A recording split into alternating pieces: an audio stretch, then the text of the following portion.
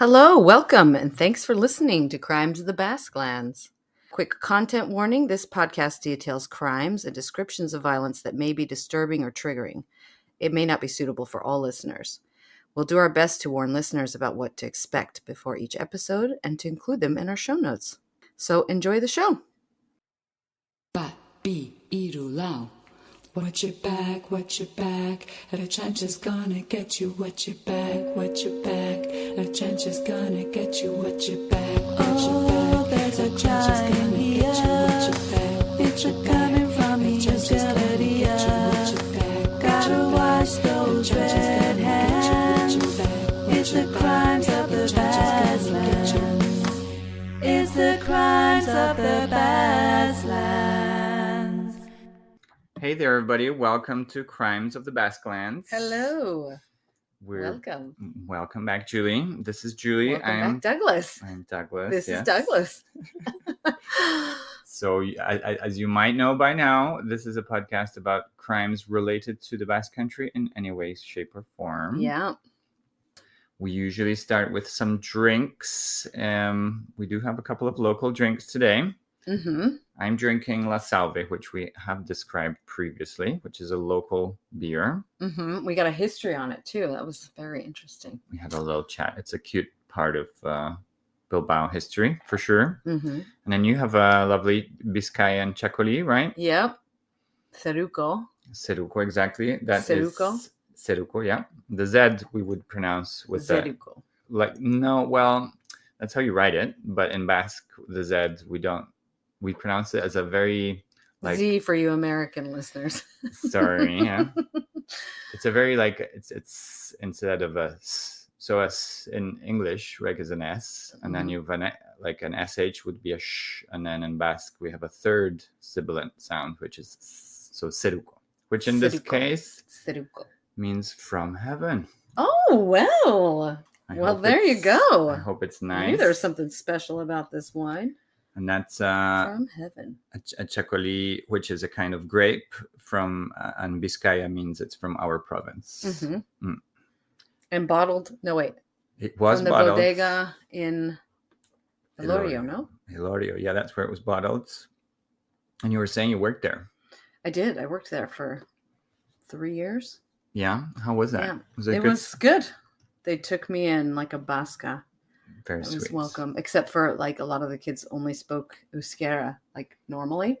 Beautiful. So they would always ask me, "How do you say?" And then they'd say it in Euskara, and I'd be like, "I don't know. I don't speak Euskara." Good way to learn how to use a dictionary. Yeah, totally. Well, actually, I didn't though. I did not take the time to get out a dictionary. It's the kids that have to learn how to use it anyway. Yeah. I have a little bit of a throaty thing, so if I'm, please excuse me if I'm sniveling or whatever. I excuse you anytime. I mean, I'm thinking more of the listeners, but thank you, Julie. Yeah. You don't have to worry about me. So I know nothing about today's episode. Do we have Per usual, right? Indeed. Do we have any trigger warnings today? Oh, yes, we do. There's going to be, of course, murder. And then there is sexual assault, and even, sexual assault that involves a child. So. Okay. Well, everybody's warned. Yeah. And it is kind of distant in time, I gather you were mentioning. It's historical. Yes. So, So that's kind of fun. Yeah, it gives us at least some space. Let's dive right in. I'm curious. Okay. All right. Well, then I'll start with the one-sentence synopsis of the crime. Local man wreaks havoc on capital of Euskadi, which earned him the moniker Sacamantecas. Okay. And Sacamantecas, you were saying, was in Boogieman in English? No. Yes, it's like a version of the Boogieman. Okay. So, or it's like their version of Boogieman. And literally in Castilian, it's fat remover or fat taker. Yeah. Something like that. Manteca is usually how they describe the fat. The pig fat that you cook with. Lard, right? Yeah. And then saca is to take or remove. Yeah, the lard remover. Lard remover.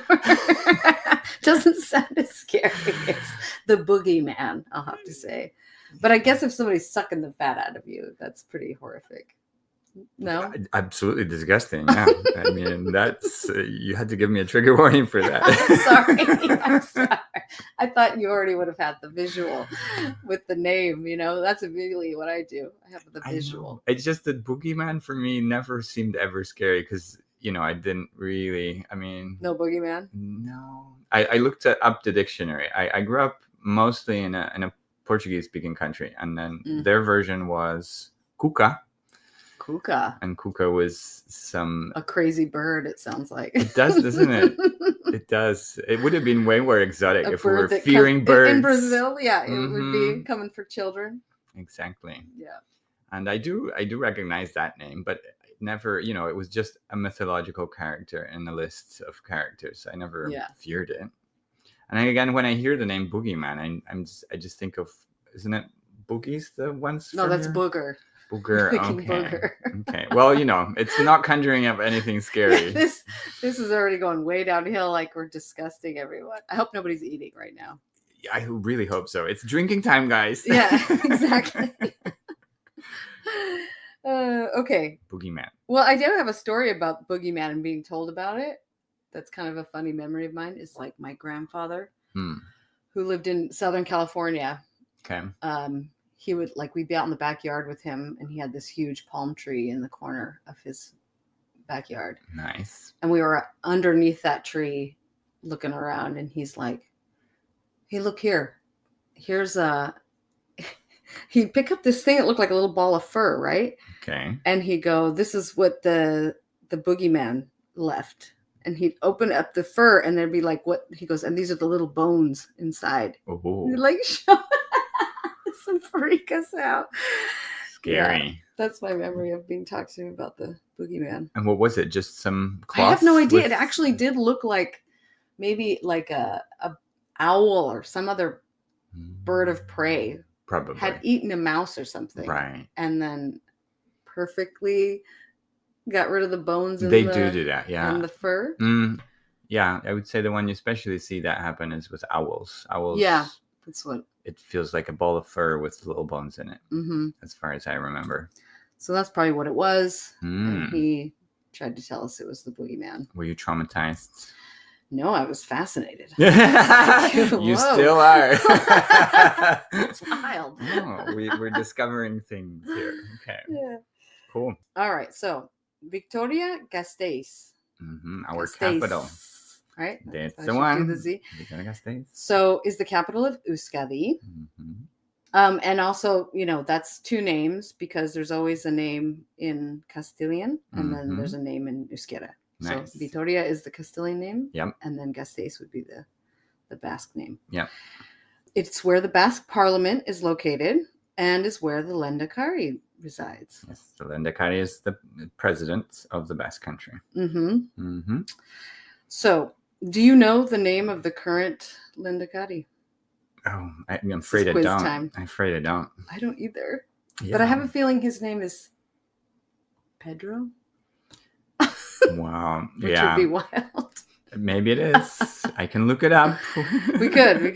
Google is always at hand, right? It is. Current Lehendakari is Inigo Urkullu. Oh, okay. Well, I was way off. Well, very Basque name. It is. I have heard his name a ton of times. I just didn't know if he was in power right now. But apparently he is. 2012. Wow. How is that possible that neither of us knew since 2012? I guess we all assumed he changed. I'd already been here for years in 2012. Yeah. And many years after, 10 years after that, a decade. So he's been in power for a decade? It's very believable. We got to look into this stuff. Okay, anyway, we're getting way off track. All right. It's PNV is his party, so it would make sense. Yeah. They've been no power term limits. Mostly. The thing is, it's a national. There must be term limits. No. I just don't think. I just assume that the party elects him, kind of like in the U.S. And so I assume that we vote for the party, and it doesn't really matter who the party chooses. It's whoever the president of the party is. That's well, but he's Lehendakari is the president of the Basque Country, but I assume it's whoever the party. Whoever wins the election, it's the president of that party that comes. Yes. Well, we will have to look into political structure for next. This is not a political podcast. Not at all. So don't actually take our word for anything. We know nothing. We are talking about. We don't even know the name of the president. We've heard of it. We've heard it before. I've heard it on TV. Okay, so our story takes place here near Vitoria and Gasteiz, in the surrounding villages of the region. So there and in the surrounding villages. The year is 1821. Wow. And on October 17th, in the town of Igulas. Oh, God, I'm butchering that. Let's see. Igulas. Eguilas. It's to the east of Vitoria. It's where our protagonist was born. Okay. And so I'm just going to give you his surname, right? Okay. Diaz de Garallo. Okay. And I'm going to be referring to him as Garallo from now on, just to make it nice and short. Very Basque name. Diaz, not so much. Not necessarily, no. I mean, it's clearly coming from a Latin name, but quite a few names also come from Latin origin in the Basque Country. It's been a neighbor. It's normal, right? Yeah, since the Roman times, we've had Romance people language. In and out of this joint. Exactly. Okay. He was the 9th child of farmers Nicolas Diaz de Garallo and Norberta, that's quite a name, Ruiz de Argandoña. Oh, God. Argandoña. I'm going to do terrible with these names today. So what do you think? Big family. Life is like as the 9th child. I mean, right? He's the 9th child. They say that the younger ones are kind of over pampered, right? That's the rule. Well, he's probably getting taken care of by his bigger sisters. Yeah, mostly sisters, yeah. Because they would be very sexist then. Of course. Would be. Quite tough, I imagine, especially being in a rural setting. Vitoria-Gasteiz has industrialized. Well, I say industrialized. They've grown bigger. But, historically, it's a very rural area. Probably, lots of farmland stuff. Sheep, yeah. Yeah. It's pretty flat, Yeah. So, okay. So, yeah, as we know back then, there's no contraceptives, right? Yeah. And his mom probably gave birth to more than 9 children. For sure. Yeah. And I'm sure, a lot of them didn't survive to adulthood or even through childbirth or whatever, Times are tough. And so as there were farmers, the family most likely needed laborers as well, right? That's usually the situation, yeah. And that would explain why our criminal in this story had no formal education. Right. Yes, for that time makes sense. Yeah. He's described as illiterate, but a hard worker. Good. And at the time in this area, 60% of the population was illiterate. So it wasn't unusual for that to be the case. 60%.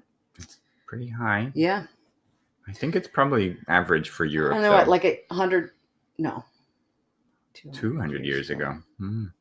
So that's, It's a long time. Yeah. So, a very simple man. Okay, so it was during the first Carlista War. Right? Carlist War, yeah. That at age 14, he was sent by his parents to work in the neighboring towns of, okay, here we go. I've got some towns to say. Salvatierra, okay, Alaisa, Ocariz, Isarza, Anua, Alegria Dulanitz. Okay. So, how'd I do? Did I do all right? I mean, they were mostly understandable. Do you want me to read them? Sure. Let's see. So, we have Alayasa. I've never heard that one. Interesting. Ocariz, Isarza, Anua, and Alegria Dulanzi. Alegria in Castilian is happiness. Joy. Right? Joy, yeah. And what is Dulan? It doesn't make sense to me, but it could be like... is it sweet? I don't think so, because the TZ, it probably is a Basque word, Mm-hmm. and sweet isn't dulce like Yeah, in but maybe Castilian. because they've borrowed a lot of words from Castilian as well in modern times. True, but there is a And, clear word for dulce in Oh, okay. Basque, which is gosue or gose is sweet, okay. and like, yeah. So I assume they would use that word instead of another one, but you never know. They might have used a formal word like saccharine, sucrose. Who knows? Yeah. Okay, so he worked as a farmhand, a shepherd, and a coal miner. So, classic old-timey Yeah. Basque occupations. Mm-hmm. And at the age of 29, he went to work for Antonia Berrosteguieta Mm-hmm. Very well done. in Vitoria-Gasteiz. Mm-hmm. She was a widow and needed someone who could help out with the farming and field management. So he fit the bill in these regards, and as it turned out, he was also husband material. Oh, sweet. So they married, and he inherited her first husband's nickname. That's odd. So they get married, and he ends up being called the nickname of the dead, Sure. Yeah. I mean, ex-husband. Stranger things have happened. I just found that so slipped funny. right into the. So his nickname was Zurumbon, Surumbon. and she was La Surumbona. Mm-hmm. Surumbona. Mm-hmm. And according to Google, this means buzz. Right, it makes sense. Euskadi. Mm-hmm. And so Miss Buzz and Mr. Buzz. Yeah, so why do you think they have these nicknames? Like, what do you think they're like? Their reputation.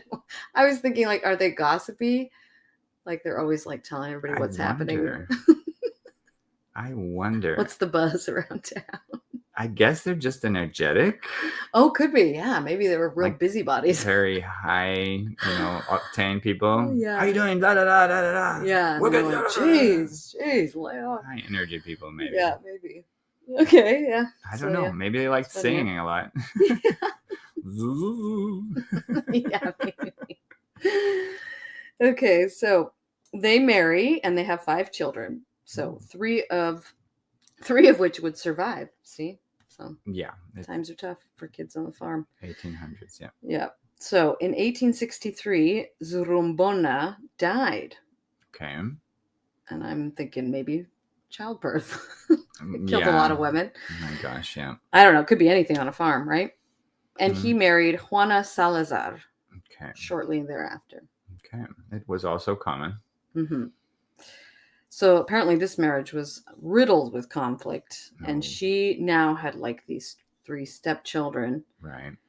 And I read that in one account that the eldest son took off to work and serve on other farms. Mm-hmm. And the other 2 just stayed out in the streets to avoid trouble on the home front. Like, wow. It was that bad at home or something. Tough, yeah. Mm-hmm. I mean, enough for them to note it in a story about, his life. Yeah, wow. So anyway, it seems after the death of his first wife, he turned to booze, which might explain the conflict between the 2 of these people. Okay.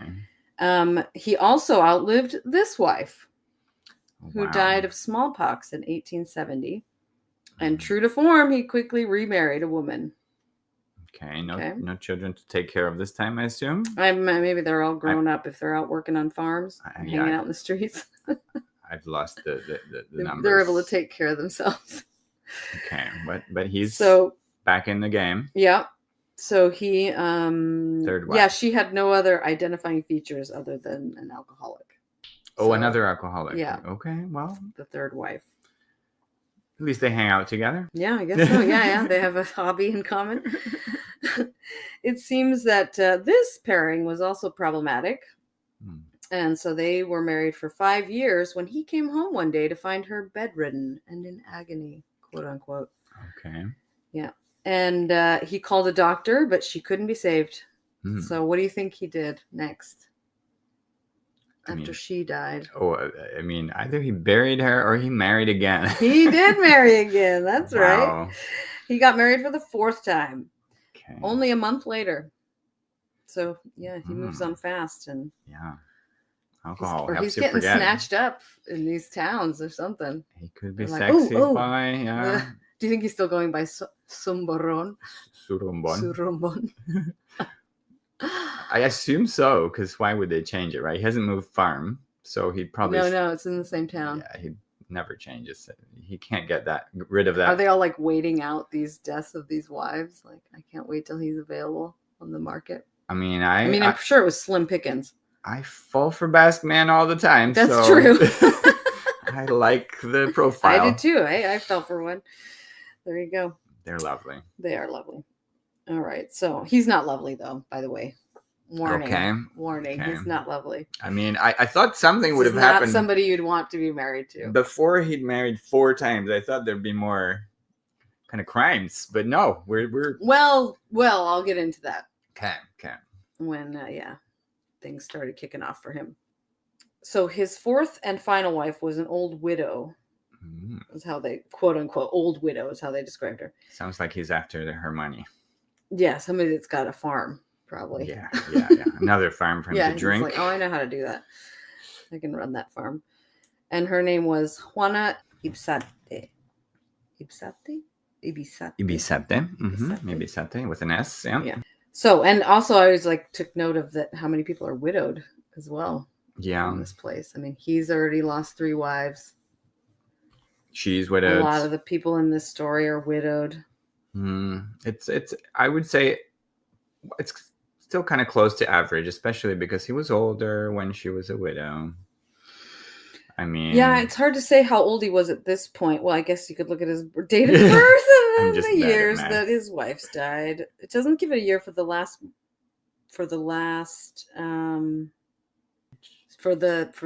one woman. Yeah, okay, so she died in 1870. So there you go. And he was born in 1821, which makes him 59, right? I mean, I guess 59, right?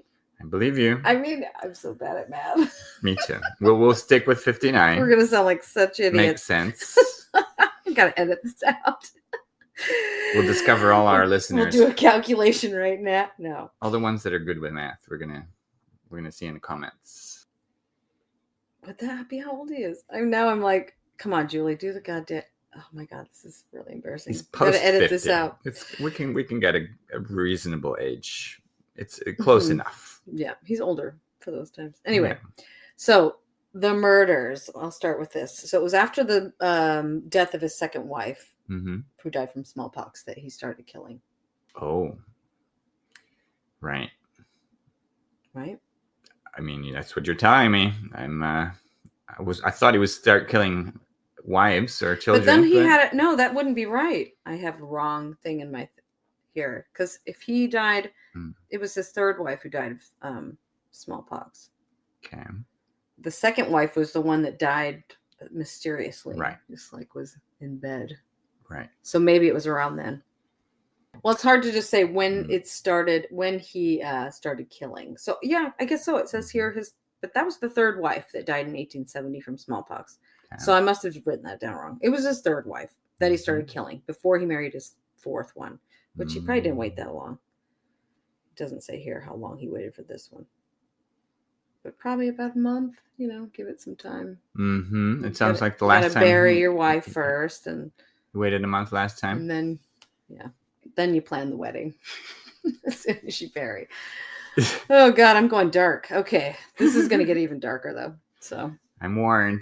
Shall we do a little pause? Yeah, let's take a break and then I'll get into the murder. A little pause. Okay. See you soon.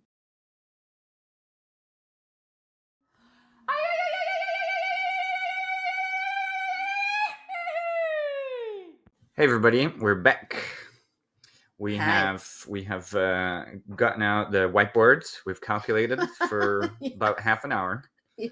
We figured out how old he was. Yes, he was 49. Yeah. The killer. And he started killing after his 3rd wife. Yeah, and I actually have a note here. I just didn't read ahead. It says that, as I said before, Garallo committed his first killing on April 2nd, 1870. So this was after the death of his 2nd wife and perhaps during the marriage of the 3rd wife. Okay, so it's a bit ambiguous. So 1870, yeah. So he never waited very long. So he was 49 around about 49. that time. Okay. We're Okay. too far off. Well, a decade. Only a decade. A decade. That seems pretty old too. And even 49 seems pretty old to start like a killing spree. Yeah. Spoiler alert, this is a killing spree. Yeah, so he committed his first killing on April 2nd, 1870. And some things never change. His first victim was a sex worker. Okay. So, preying on the vulnerable. It's classic victim selection. Indeed. So she was apparently a well-known woman who had taken up this trade because her husband was in jail. All right. And she had children to feed. According to one article, they called her Goviesa. Valdegoviesa. And her actual name, though, was Melitona Segura González de Betolaza. Betolaza, yeah. Anyway, so they agreed on exchange for sex for money, and went off to find a place to, do it. Consummate.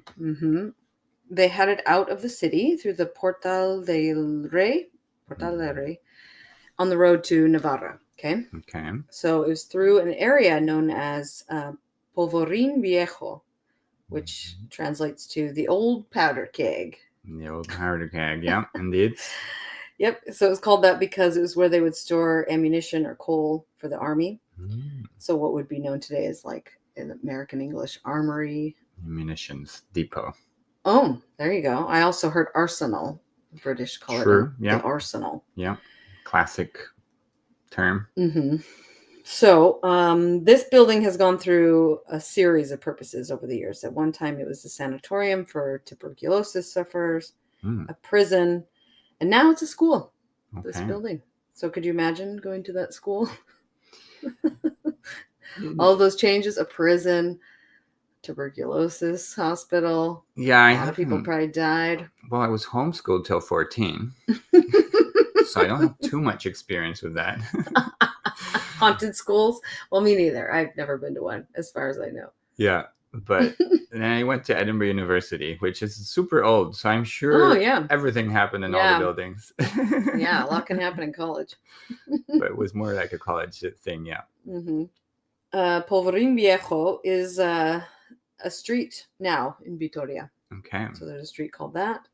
It's in the neighborhood of Judimendi, where you can find the large park, Judimendi. Nice. So I know that Mendi means mountain. Yes. But does Judy mean anything? How is it written? Judi.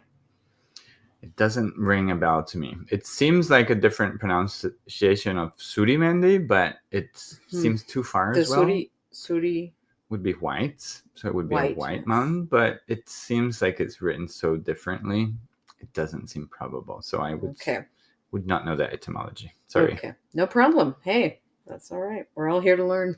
But Mendi is a very common part in your name because one, the Basque Country is super mountainous, and a lot of the surnames make reference to that. So it's the guy that lives next to the mountain, the big mountain, exactly, the tall mountain. So Mendi, if you see it in a name, is a high probability it'll be a Basque surname.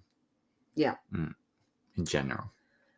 For their purposes, they settled on a place near the Recachiki stream, or in Euskadi, Basque, it would be Errekatiki.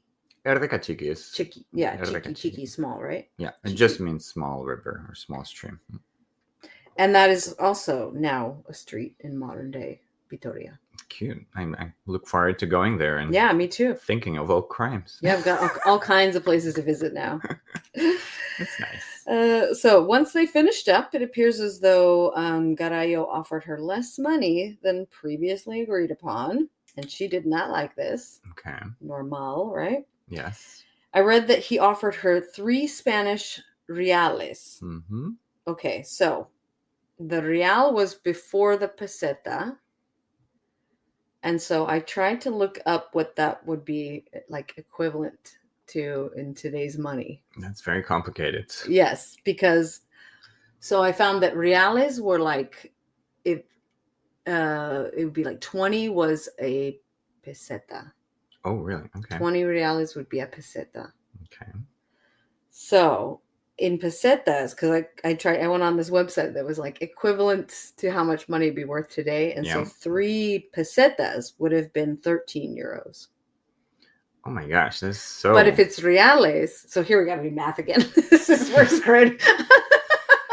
Our listeners who know those things can calculate. in pesetas, it's 13. You guys do the math. Yeah. Your listeners can do this. So in pesetas, it would have been like 13 euros, 3 pesetas. So then he offered her 3 reales, which were like 20 reales per peseta.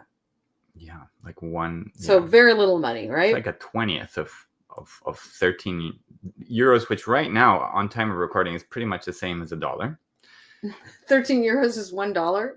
No, 13 euros is $13 pretty much. Oh, That's yeah. what I mean. Okay. So 1/20th of that, so less than $1 for services. Yeah. I mean, there's no services that cost that little, but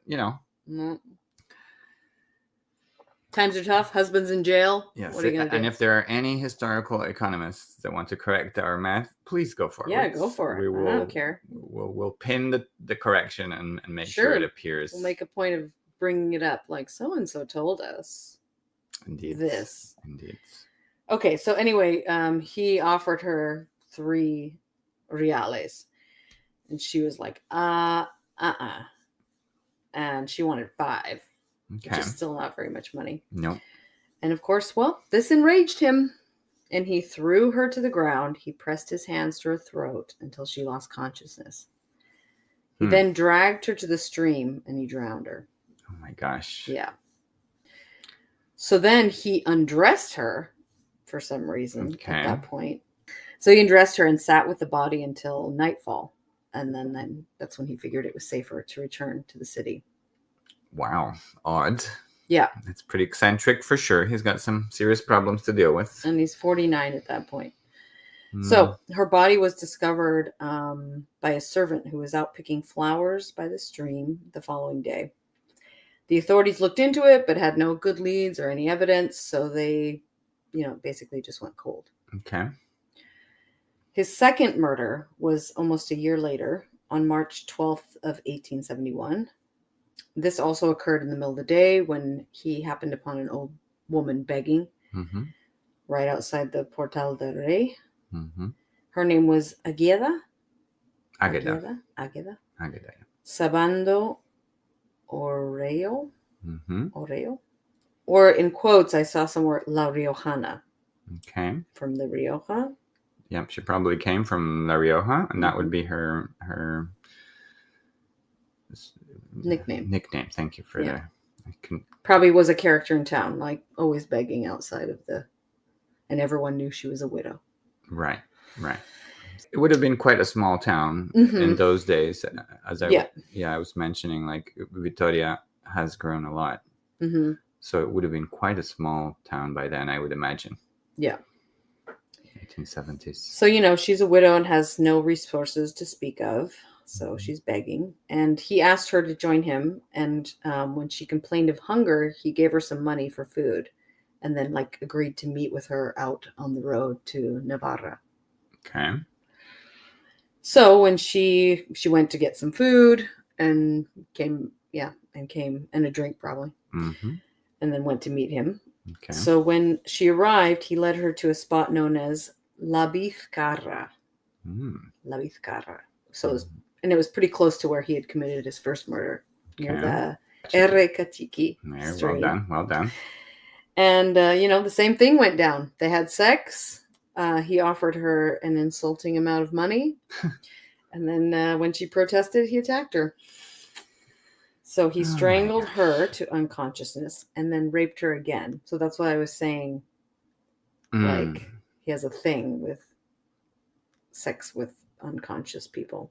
Right. That hasn't changed. Humans continue doing that, unfortunately. Yeah, yes, they do. It seems like some kind of fucked up kind of power. Well, it's something going on, power thing, no? It's very. I mean, absolutely no consent. The least amount of consent you could possibly get.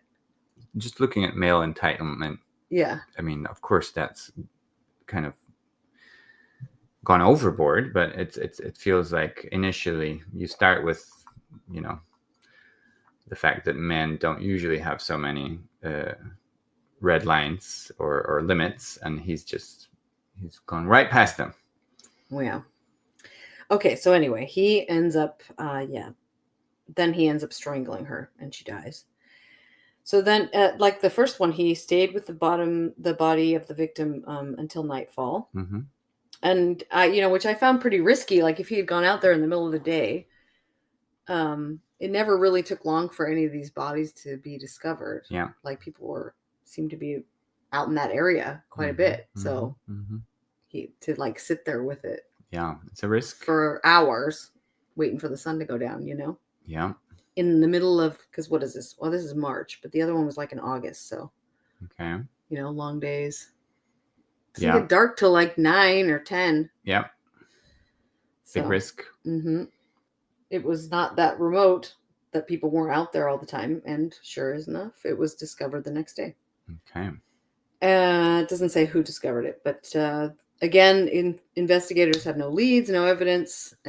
So they had nothing to go on for this either. Well, forensics changed the world, but this is pre-forensics. So. Yeah. It's also a small town. Yeah, small town that, of course, would be using the countryside around it, like you said, for flowers. And you might have seen, like the everybody knows the Riojana, no? Like that was her. She had a nickname, the woman that was begging. Mm. So, like, if you were to see Surumbon, I think so. Yeah. Gosh. Like if he had like a nickname, she had a nickname. There would have been witnesses that saw them chatting. You would assume so, yeah. Yeah. So let's also count in some shoddy police work. Yes, let's call them out. Good job, guys. We're picking on the police again. Oh my gosh. Uh-oh. Don't come at me, police. Okay, so so it was the third victim that shocked everyone and really sent fear through the town and all the surrounding villages. And it was shocking because it wasn't someone down on their luck, like the first victim was turning to sex work because her husband was in jail and she had children. The other one was like a widowed beggar, right? Mm-hmm. And this one was this was a child. Okay, that would be shocking. Yeah. So she was 13 years old. Her name was Antonia Berrosteguieta. Mm-hmm. Berrosteguieta, very good. She was working as a maid in the neighboring town of Gamarra and was heading into Vitoria-Gasteiz to do some shopping on August 21st, 1872. I just wanted to say, like, he takes a year off between killings. I was just going to say, yeah. Yeah, it's about a year each time. And so that's what profilers or like law enforcement, academia, clinicians, researchers, they all deem to fit the description of like a proper serial killer. Okay. So it's someone who's committed a series of murders, usually 3 or more, and they have a cooling off period between murders. So he's officially...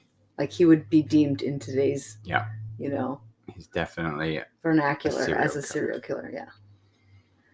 Back to our poor third victim. She made him officially a serial killer.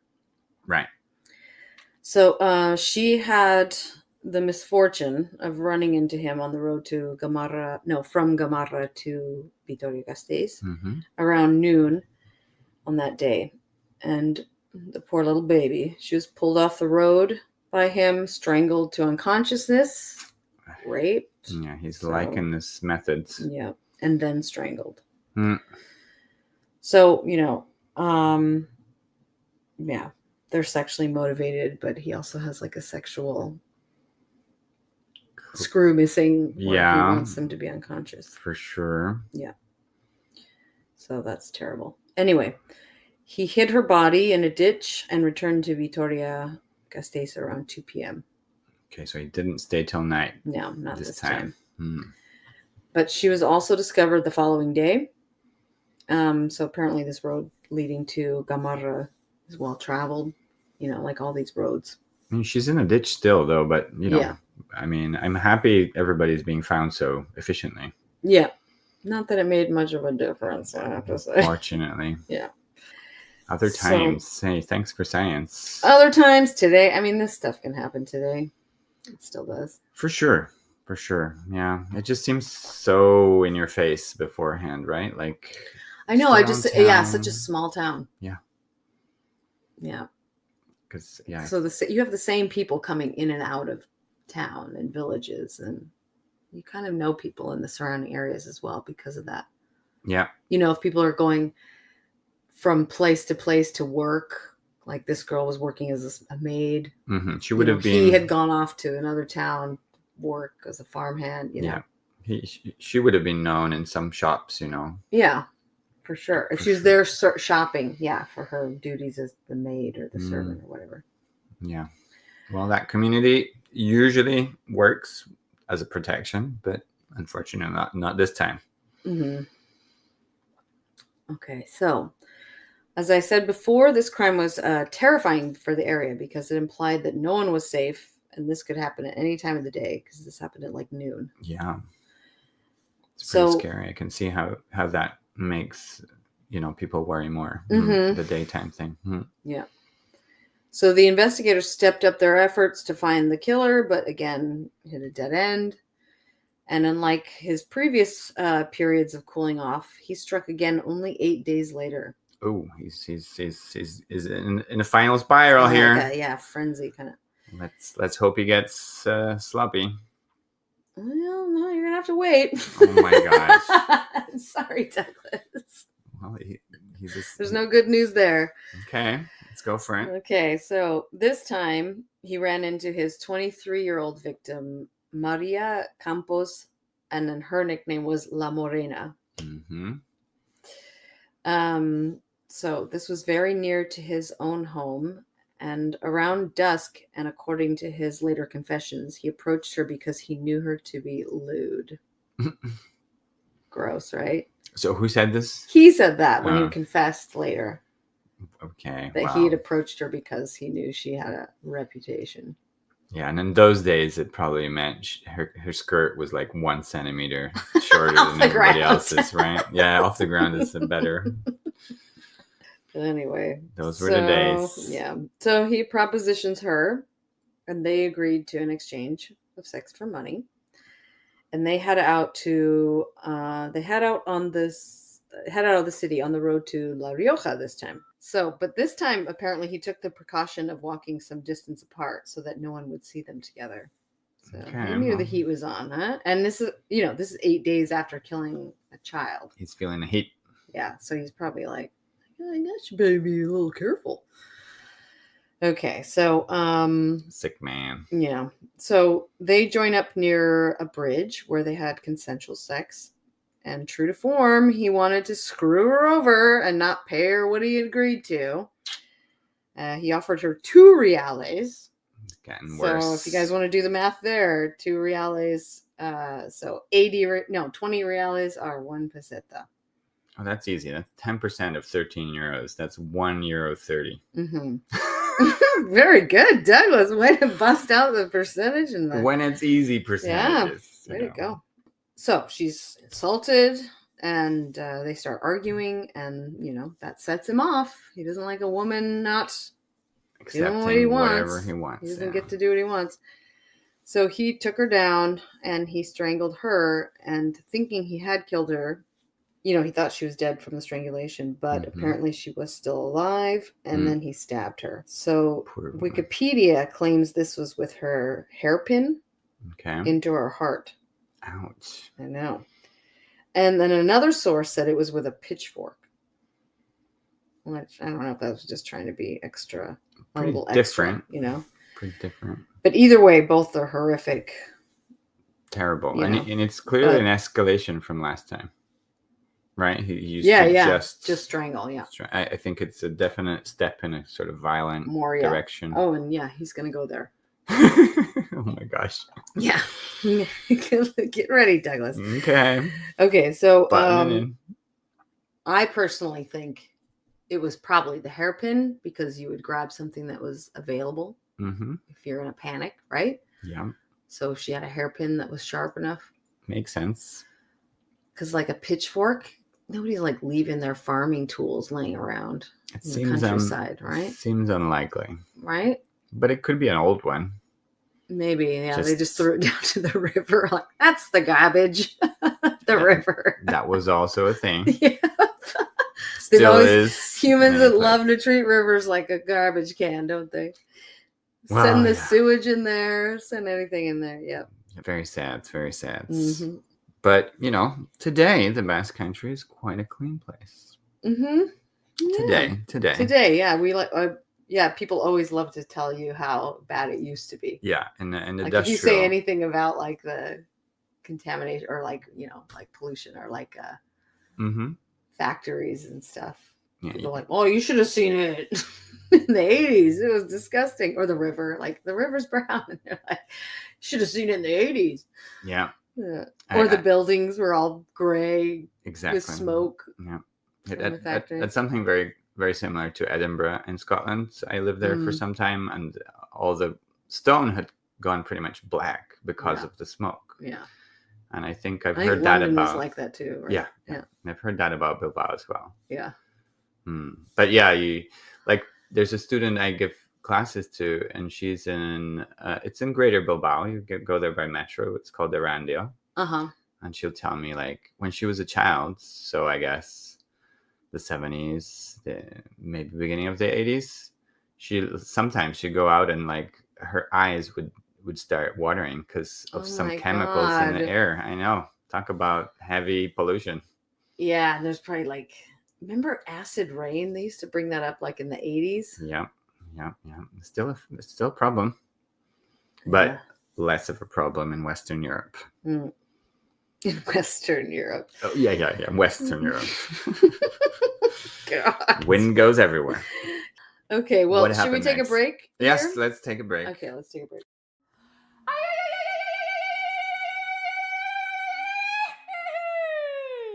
Okay, so shall we continue?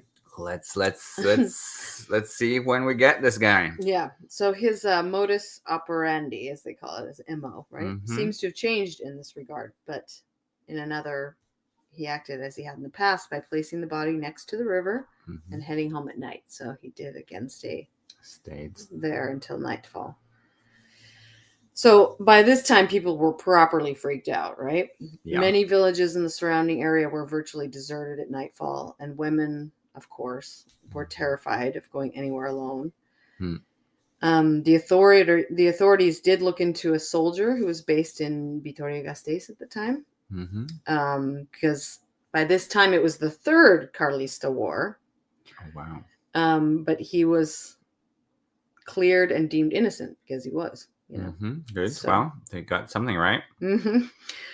So yeah, the Carlista War comes up a lot because it was happening back then, and I'm not going to go into them, what they were or what they were about.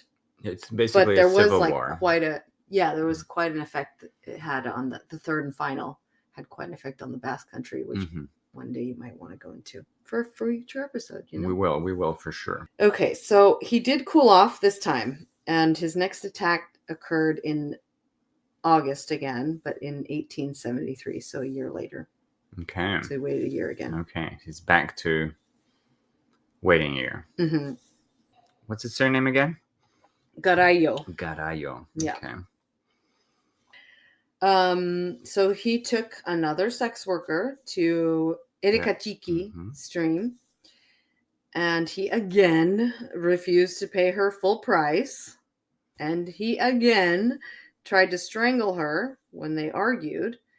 But this time, she fought back. Finally. Yep. And she made such a commotion that it alerted some guards who were at the Polvorín Viejo, old powder keg, that building. They didn't go too far this time. Yeah. So there were guards there at the time, and they overheard all this commotion. And so that forced him to then, get the hell out of Dodge. Do you know that expression, to get the hell out of Dodge? No. Well, never heard that. I use it so commonly just to say to get out of there, get the hell out of there. But so I ended up looking it up, and I'll tell you what it's about. Do. Okay, What's so the dodge referred to? it's like means to leave before you get caught, right? Mm-hmm. So here's the history. It's the phrase "get the hell out of Dodge" comes from westerns, Hollywood westerns from the early 20th century. And during this Western era of the U.S., Dodge City was a location in Kansas. Mm. And a recurring theme in Western tales. So they were always talking about Dodge City. Okay. Kansas is like smack dab in the middle of the U.S. Okay. It's very central. Okay. So it would be, in many Westerns, the town sheriff would tell the criminals or the bandits in the story to get the hell out of Dodge and take their criminal activities elsewhere. Okay. So basically shoo them off to go somewhere else to do whatever they're doing. That's where it comes from. I had no idea until I looked it up because I was curious. It's sweet to see how, I guess you picked it up in Idaho because you grew up in Idaho, or right? American, or just because you hear it said in true. As an expression. We need to get the hell out of Dodge. People just say that to say we got to get out of here. Maybe you guys watched lots of Westerns. That's something I didn't. Well, no, I didn't. It's not from Westerns that I got it. It's more from pop culture. Yeah, just hearing it used. Pop culture would have watched Westerns. Yeah. I just never was into Westerns. Me neither. I had an uncle who loved them, but I was like... It's always some old man that loves Westerns. Yeah. I think my father-in-law loves Westerns. He's always watching the ones on La Dos. Okay. In the middle of the day. Yeah, it's too problematic for me. I mean, I descend from Native Americans. You get bored really easily. Yeah, yeah. I'm sure there's some good ones, though. Oh, for sure. But they're probably problematic in today's standards, right? Yeah. Of course, and it's usually like Native Americans being played by white guys or Mexicans. It's even worse. I mean, would you like racism with the proper race or racism with not even real sort of ethnicities? It's ridiculous. Yeah. So he gets the hell out of there as soon as, she's fighting him, and these guards over here and kind of, probably get involved somehow. So he takes off. Yeah. And now she's seen his face. This is exciting. Yeah. It's building up. But that doesn't do anything to us. Not yet. Did he escape? So he does avoid capture, and then he waits another year. Oh my gosh. So she couldn't identify him? I know, right? Right? Because where was she? Or maybe she's scared. Because that happens a couple of times in this story where they don't report him. Are you serious? Oh my gosh. Mm-hmm. That's so bad. I know. It is bad, but women aren't treated very well in the judicial system, so they're probably just like, I do not want to go through all that. So they just go, you know what? I'll just write it off as another shitty thing that happened to me as a woman. Sadly, it still goes down like that today. Yeah, very sad. Very sad. I mean, it's kind of making me think of this podcast I listened to. It's in French, so it's called couple ouvert, which is an open couple, as in you've got an open relationship, but they're not. It's not about that. They're just open people. Oh. So one of the sections of the podcast, a play on words or something. Yeah, it's kind of like a provocative title for the podcast, but they're actually just open. But the cute thing is they read the worst dates you've ever had. And a lot of times it gets very close to murder. I wish I understood French. It is, yeah. And you hear that a lot. Like people think, I'm going to get murdered tonight. You're just when they go on this date. Half of those stories, you're like, get out of there. Yeah. Like once you see a Nazi symbol, you can walk out the door. Yeah, because you hear them say like, okay, so that was a red flag, but I ignored it. Yeah, and I just thought, well, maybe it's a one-off. But I really wanted sex, so why not? I'm so cute. I know. I fall for that one. Oh, jeez. Some things never change. Yeah. Okay, so he waits another year after he attacks this woman, and she fought him off and luckily survived. Good for somebody. Yep. And so this time he attacks, after that year, he now goes back and he attacks an elderly woman who's a beggar on the road to Sumaquera. Maybe. Maybe Sumaquera. I'm not sure. Which today, actually, that's the Spanish name, which today has the Basque name Sumacadi. Sumacadi. Mm. Ibilbidea. Ibilbidea. Mm-hmm. And I know that bidea is paseo or like a way or path. Yeah, right? yeah. So Ibiza is something like an avenue, or Is it? I forget if it's avenue or it's one of those, Yeah. street, avenue, high Boulevard. street. Yeah. One of those. One of those. Yeah. Okay. So he basically attacked this poor woman out of nowhere. Like she just, begging.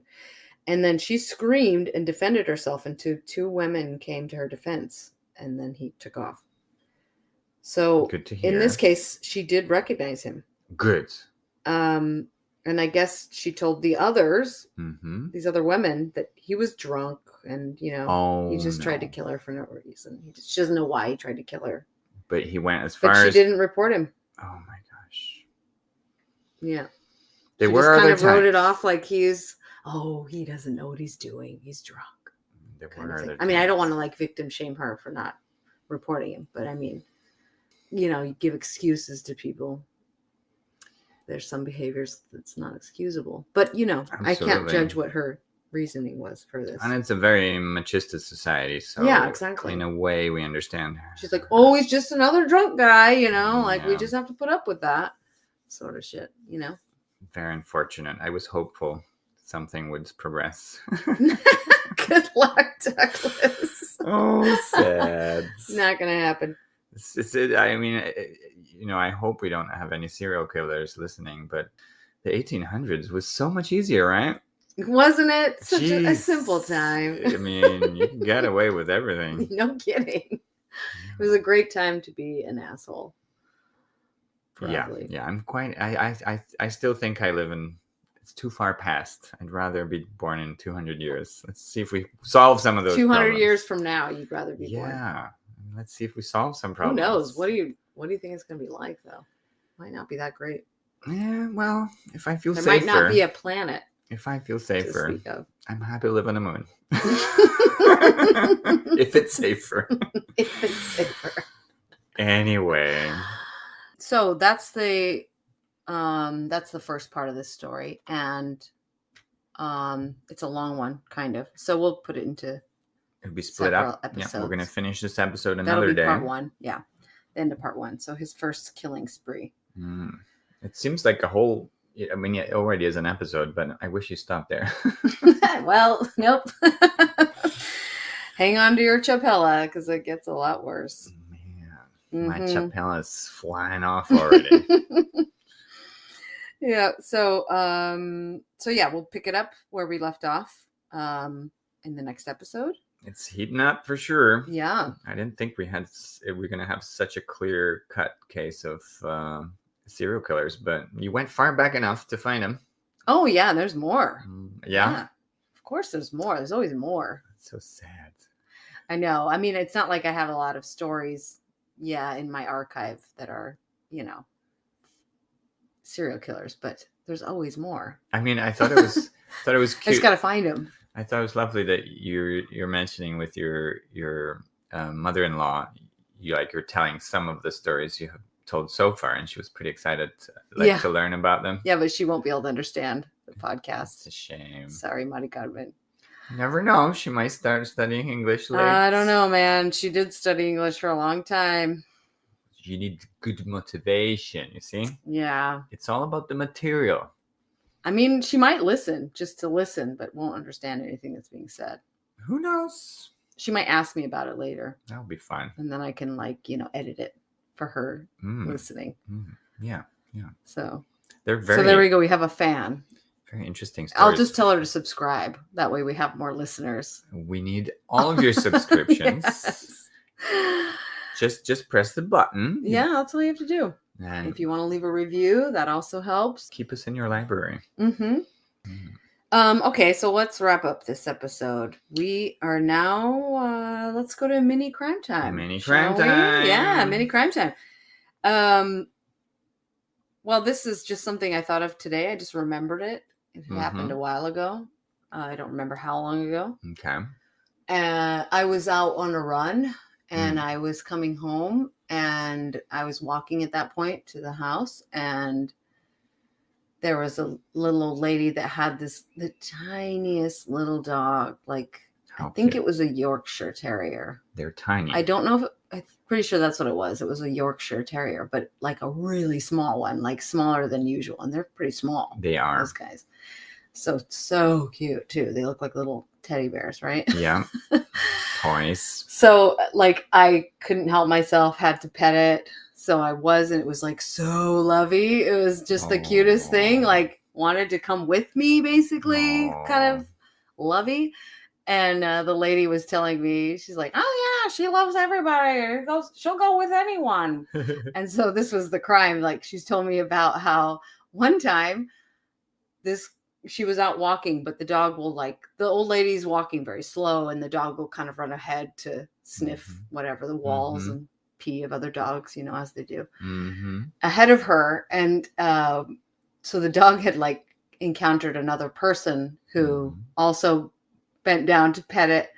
And that person just picked up the dog and started walking away with it. Oh my God. And she had to go, oh, hey, that's my dog. She's like, see, and she'll just go with anybody. She was totally happy to go with this person. She got her dog back, obviously, because you said hi. Because I got to say hi to the dog eventually, because she never lost it. But yeah, that's the mini crime time story I have. This person tried to take her little tiny dog. That's a terrible crime. I know. I'm happy. A little old lady's dog. Come on, that's so mean. Yeah, well, I mean, just saying, the person who was taking it didn't know if it was an old lady's dog, but I don't think it was that far ahead. Okay. You know what I mean? Yeah. I couldn't have been. It wasn't miles away from the lady. It wasn't walking around lost. I mean, it's a mini Yorkshire You can Terrier. assume you can assume that maybe the owner's around somewhere, or for sure. And you can be like, "Is this your dog? Is this your dog?" Yeah. He didn't. But this person just started. It was a woman, I guess, that just started walking away with the dog. I mean, they didn't sit around and wait to see if. But she did give it back. Good. So. Some respect, I guess. I mean, Yeah. A nice ending to a mini crime time. That's good. Yeah. It's always good. Yeah. So, yeah, it was a happy ending for that crime. Nothing criminal happened in the end. And this is a good occasion to remind our listeners we're very interested in their mini crime times. Right? Oh, yes, please. If you have one, send it in. Yes, we would love to read your mini crime times. Yeah, you can have a personal story or a story about somebody else. What's undecided, I think, at this point is whether or not it has to be in the Basque Country, or do you have to be Basque affiliate? I don't think it has to be for mini crime time. No. No, it could just be a mini crime, right? I mean, if you have had a mini crime in the Basque Country, we would prefer it. Yeah, that would be awesome. But when we bring one to the table, it'll always be from here. Will it? Why not? Well, it doesn't have to be. No, see, these are things that we could be loosey-goosey on. Tell us what you guys prefer. If you think it's really important for you guys to have crimes. It has to be in the Basque Country. Because, we'll take it into consideration. We will. We're flexible. Yeah. We're nice people. We are. Have a good week, everybody. Yep. Bye. Thanks for listening. Bye. Crimes of the Basque Lands is written and produced by Douglas D. Carvalho, Julie Garcia, I'm Megan Dooley. The sound and editing for each episode by Douglas D. Carvalho, I'm Megan Dooley. Theme song written by Douglas D. Carvalho, Julie Garcia, I'm Megan Dooley. Sung by the choir with no name and produced by Tom Squires. Podcast art by Distinct Signal. Follow us on Instagram and Facebook at Crimes of the Basque Lands, and contact us at crimesofthebasquelands@gmail.com with story ideas worldwide which have a connection to the Basque Country, or any rave reviews. If you like our podcast, please subscribe, rate, and review wherever you get your podcasts. Until next time, Agur!